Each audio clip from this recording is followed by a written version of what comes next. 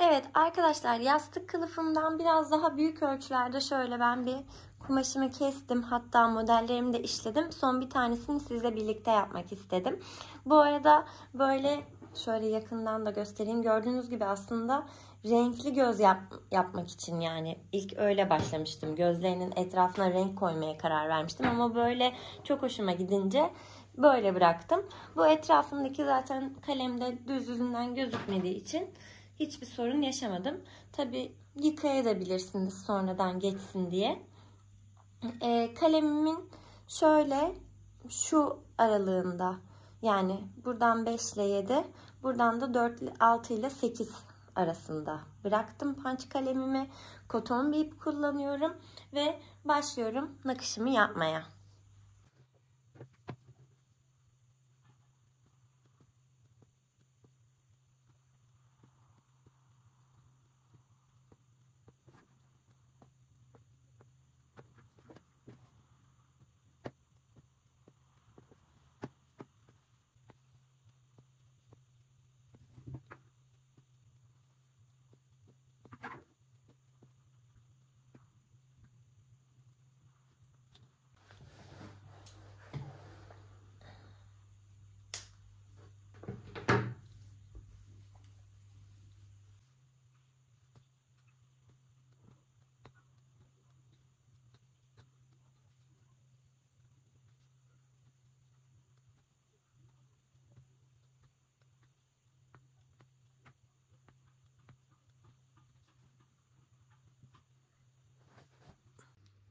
Bakın arkadaşlar, tutkalladıktan sonra da bu şekilde gözüküyor.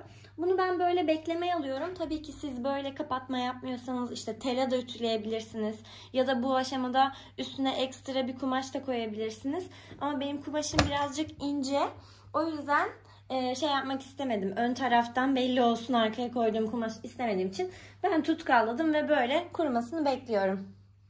Arkadaşlar benim ön parçam, yani yastığım 45'e 45'ti. Ben 47 santim böyle dikmiştim, yani kesmiştim kenarlarını dikiş paylarıyla birlikte. Şimdi arka parçaları için de buradan uzunluğu yine yastık kılıfının ölçüsüyle aynı 47 santim. Burası da 34 santim civarında. Yani yarısından biraz fazla. Bunlar böyle kapak kapanacak ya. O yüzden biraz yarısından fazla kesmenizde fayda var. Şimdi ben bir tanesini gördüğünüz gibi böyle kıvırdım. Tabi duruşu şöyle olacak normalde. Şimdi bunu kıvırdım böyle. Düz dikişle dikeceğim. Aynı şekilde bakın şöyle 2 tane incecik kıvırıyorsunuz ve düz dikişle dikiyorsunuz. Şimdi ben bunları dikiyorum ve hemen geliyorum. Arkadaşlar bakın, kenarlarını diktikten sonra şöyle pırıl pırıl gözüküyor. Şimdi şöyle bir şey yapıyoruz. Hemen, bu arada kurudu yastığımızda, ön yüzü ipler kalmış. Bakın bence harika gözüküyor. Şimdi hemen yastığımın şöyle bir bu tarafa kapak kapatıyorum. Bakın düz yüzü içeriye geliyor. Yani kıvırdığım kısım bu tarafta kalıyor. Bir bu taraftan böyle koydum. Bir de bu taraftan şöyle koyuyorum. Böyle koyduktan sonra dört bir kenarını dikiyorum. Evet bakın arkadaşlar, tüm yan dikişlerimi bitirdim. Şöyle ben ticari kaygı gütmediğim için, yani kendime bunu yaptığım için kenarlardan overlock geçmeye üşendim açıkçası şu anda.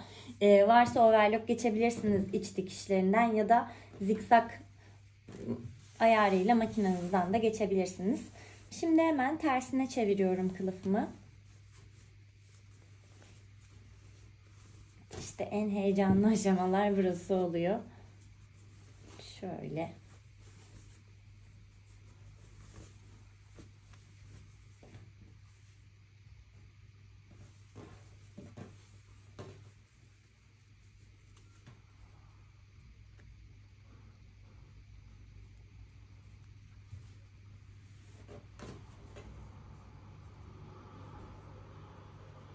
Şöyle sivri bir cisimle yardım da alabilirsiniz tabii, kumaşı delmeden. Ben makasla yapıyorum. Şiş olur, tığ olur. Kalem olur. En sağlıklısı. Bakın aslında kılıfım hazır. Böyle de kullanabilirim. Gayet güzel oldu. Şöyle üzerinden ipleri de bir toparlayayım. Tek tük dikiş iplerim kalmış. Bakın arkası da böyle. Gayet güzel oldu. Ben böyle bırakmak istemedim. Ekstra kenarlarını süslemek için püsküller yaptım arkadaşlar. Bakın püsküllerim şu şekilde. Şöyle. Bu püskülleri bu kenarlara şimdi dikeceğim ve yastığım tamamlanmış olacak. Bunları kendim yaptım. Eğer nasıl yaptın vesaire diyorsanız onunla da alakalı bir video çekebilirim. Bana yorum olarak yazmanız yeterli. Burada da hemen şöyle en köşeden batıyorum. Şu içinden şöyle elimle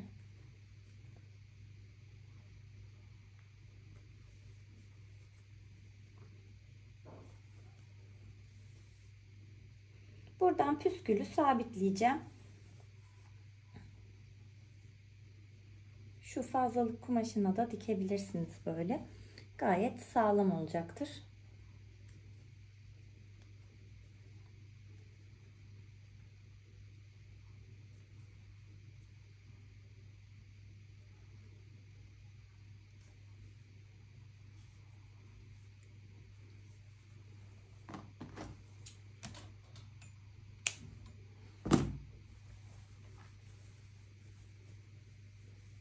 Bakın sanki eksik tamamlandı gibi.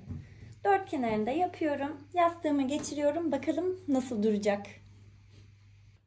Bakın arkadaşlar kılıfına da taktıktan sonra son hali bu şekilde yastığımın. Şöyle. Arkası ince bir keten olduğu için bu iç şeyi gözüküyor ama benim için bu sorun değil. Bakın püskülleri de böyle gözüküyor. Gayet tatlış oldu. Şöyle bakın bu köşede yerini aldı. Hemen yastığım. Yani ben sonuçtan çok memnun kaldım. Sizler de beğendiyseniz yorum olarak bildirmeyi bana, fikirlerinizi paylaşmayı unutmayın. Bir başka videoda görüşmek üzere. Hoşça kalın.